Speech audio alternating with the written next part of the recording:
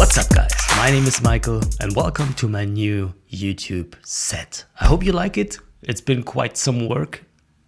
Anyway, let's get into it. We're gonna talk about Capture One today and especially about the ways in which you can manipulate contrast in your images. Let's go.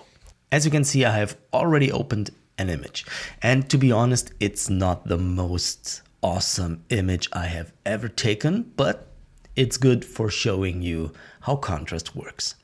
Now, I have some tools here that help us to see the exposure. Now, we have the exposure evaluation tool, which shows us the way the image is exposed. And we have the histogram, which shows us the current representation of what we have done. And as you can see, we have a very high contrast in this image. Let's turn on the exposure warning. And you can see that all of the shadows in here are kind of underexposed, so we get a warning. And the first way in which we can manipulate the contrast in this image is with the base characteristics tool. And in this tool, we have a setting that is called curve. Now the curve setting gives you multiple options. For example, I could use film extra shadow, which will brighten up the shadows a little bit.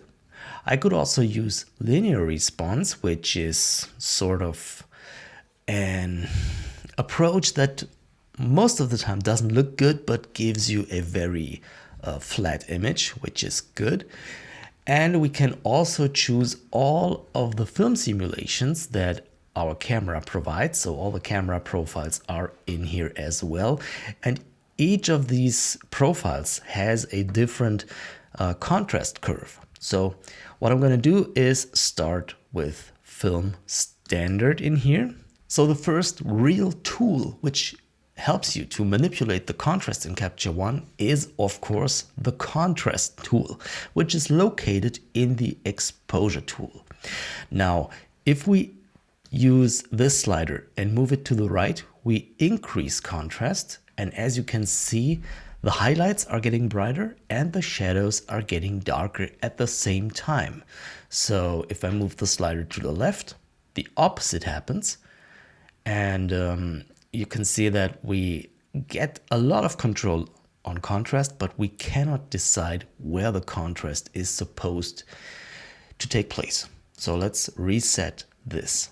By the way, double clicking on a tool or on a slider will reset it to its default value, which is not always 0, but can be anything. All right. So just use the slider, double click, and you will get the default value. The next tool that I want to talk about is the HDR tool. Now the HDR tool in Capture One is totally redesigned in version 20, which means that all of the sliders in here now have a center, which means we can move them in both directions. So we can actually use the HDR tool for what it was supposed to be in order to reduce contrast, but we can also use it to increase contrast, which is great. Let me show you how it's done. So the highlight slider in this case will be used to manipulate the bright areas, which are in the middle of the image for the most part. And if I move the highlight slider to the left, I'm going to darken these areas.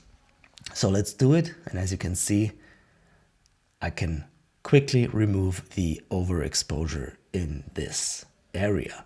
But I could also increase contrast by moving it to the right. And you can pretty clearly see what happens if you have a look at the curve or at the histogram, because by moving the highlight slider, I'm only manipulating the bright area, so the right part of the histogram, pretty much. Let's reset that and use the shadow adjustment right now. You will now see that I'm going to manipulate the underexposed areas, which are represented by the left part of the histogram. So let's use this shadow slider to brighten up these areas or to darken these areas even more. Again, double click to reset. We should also mention that there are two more sliders in the HDR tool. which are called white and black. Now these work kind of similar to the highlight and shadow, but not quite the same. So let's try and play with those.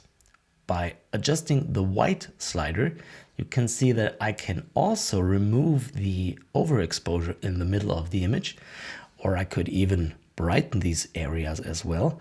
But the difference is more or less that with the white slider, you take only the very end of the histogram, and with the highlight slider, you take more of an area that is on the right of your histogram. So same goes for black.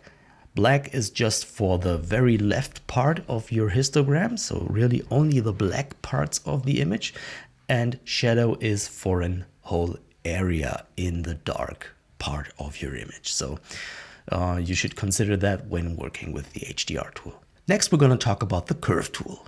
Now, the curve tool is something that you find in every post-production software. Really, every software provides a curve, but the curve in Capture One is a little bit different. Now let's do the standard RGB curve first, and then we're going to talk about the Luma curve.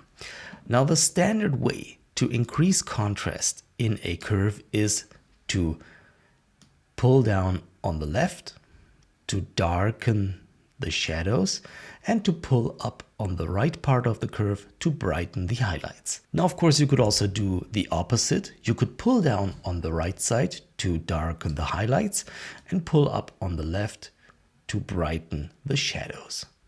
It depends on your image and what you want to achieve, but the curve tool is very, very flexible in that regard. But it doesn't matter what kind of tool you use, because with all of the tools that I just showed you, you will not only change the contrast of your image, but you will also change the saturation. And to show you that, I'm going to turn off the exposure warning so we can now see the image. So if I now increase the contrast with the curve tool, you can see that the saturation has increased. Now, if you have an image in which you only want to alter the contrast but not the saturation, for example, if you have a portrait, you should use the Luma curve. And the Luma curve increases or decreases contrast without affecting the saturation of the image. Now, believe it or not, even the clarity tool manipulates contrast. Now, it's quite different from all the other ways in which we can manipulate contrast, because the clarity tool manipulates contrast in the middle of your histogram, which means we can increase contrast in the midtones or decrease contrast in the midtones, which is great if you have an image that already has a high contrast like this one, but you need some more impact, you know? Let me show you how it works.